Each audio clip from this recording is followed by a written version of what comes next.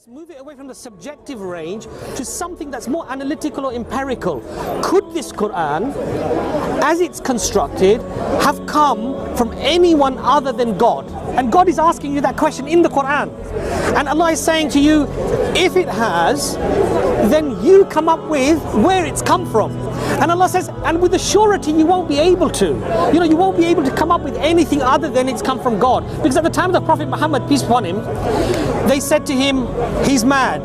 Then when the verses started coming down, they thought, hold on a second, these are not the words of a madman. These are just the beauty, the eloquence, the message is too powerful. So then they said he's a liar. Then when they said, hold on, he's not a liar, because he's Al-Amin. For 40 years we knew that this was the most honest and noble of all of us. So they said that won't wash.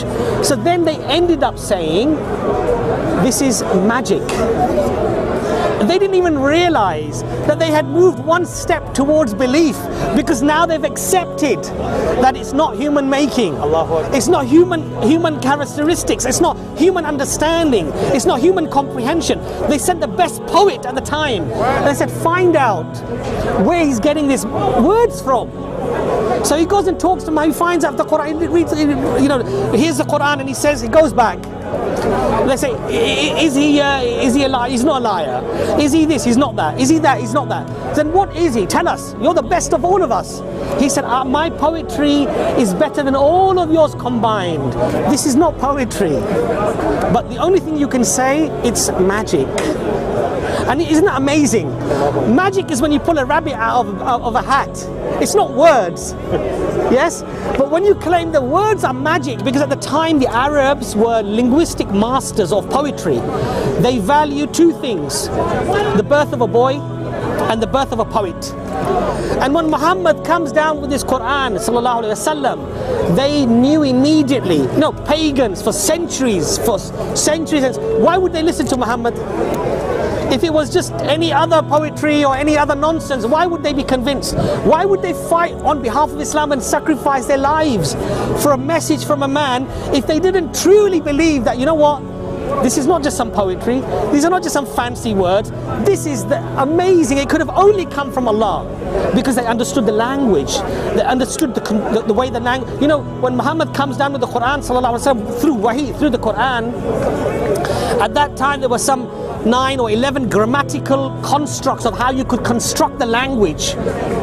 The Quran came down and it turned everything on its head, because it didn't conform to any of those structures. It was a new way of speaking the language. And then Arabic, the most eloquent Arabic, changed to the Quranic Arabic discourse, because that became the purest Arabic. How does a man in a desert in the 7th century, herding goats, never known for any poetry, never known for any text, come with a text that till today Allah challenges? If it's not from God, then you come up with a chapter like it. And I've always been interested in that claim. So you've done a wonderful monologue. You should have been on a ladder there. Yes. But I don't like ladders. They're too high for me. I hear this from Muslims a lot. Yes. Bring a chapter like it. Yes. My question is, what is the criteria that you would accept in order for me to bring a chapter? Not me personally, but somebody to bring a chapter that you would accept, because it seems to me that's an impossible task. But that test is not for you. Oh, who's it for? The Arabs.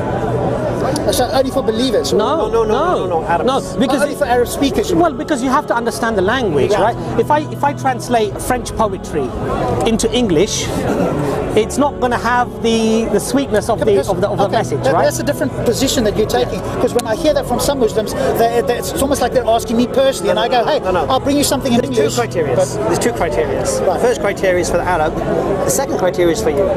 Okay. The second criteria, if this book was written by any other than Allah, inside you'll find any contradiction and error.